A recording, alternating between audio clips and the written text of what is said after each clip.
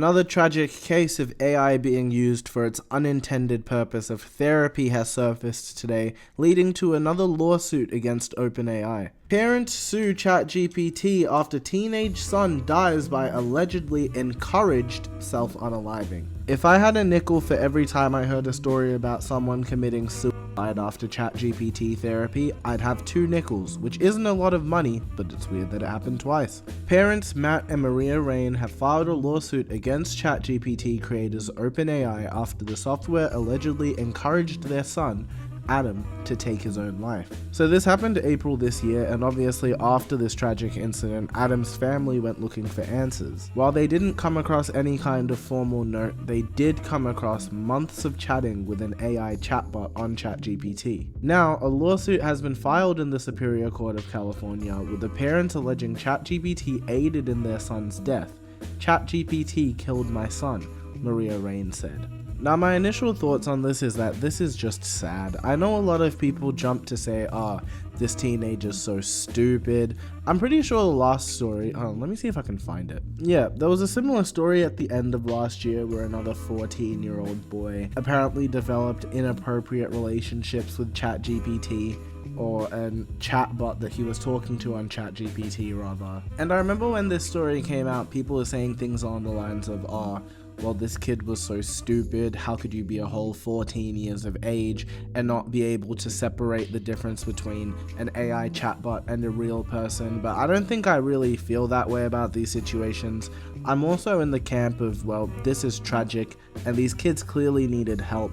Maybe it's a bit difficult to open up about these kinds of things, and AI chatbots are really easy to talk to. It's not like you're looking at somebody else in the face, having to express your issues to them or something like that. So while mental health isn't something that I ever really struggled with, and it's like these situations do seem bizarre, I can sort of empathize and kinda understand how this sort of thing happens. Now this is crazy. Apparently this poor child attempted multiple times and even showed ChatGPT photos of things like rote marks that he had, asking ChatGPT, oh, is this good? And ChatGPT would answer with things like, yeah, that's not bad at all. Obviously, he clearly found a way to break the safety guardrails of ChatGPT.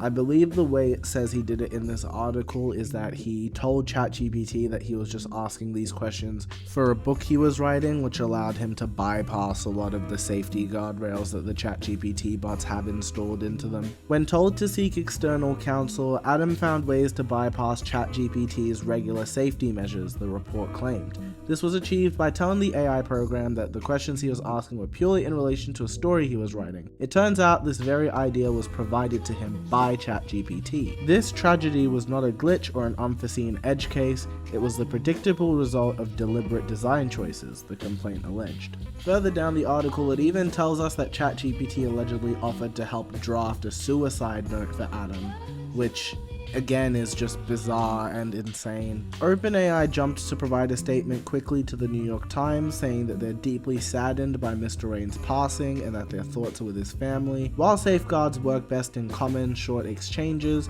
we've learned over time that they sometimes can become less reliable in long interactions where parts of the model's safety training may degrade. The parents are seeking for OpenAI to implement further safeguards for minors and other vulnerable users along with damages for their son's death. My prayers go out to this family, and I'm glad OpenAI was quick to respond. I think that the best takeaway from this really is just that if you're going through something, please talk to someone about it. Seek help, and if you think somebody close to you is going through something, please talk to them about it. Ask a friend if they're doing okay, and who knows, you could prevent something tragic like this happening in your life as well, just with a simple conversation. But yeah, I just wanted to share that message behind this story. I'm currently working on a bit of a longer video that I'm scripting out, which will take a bit of time to put together. So in the meantime, I'm going to be pumping out kind of like these news commentary stories about various things. So if you enjoyed this video, please leave a like and subscribe to the channel. I'm trying to hit 1,000 subs. And yeah, I really hope to see you in the next one.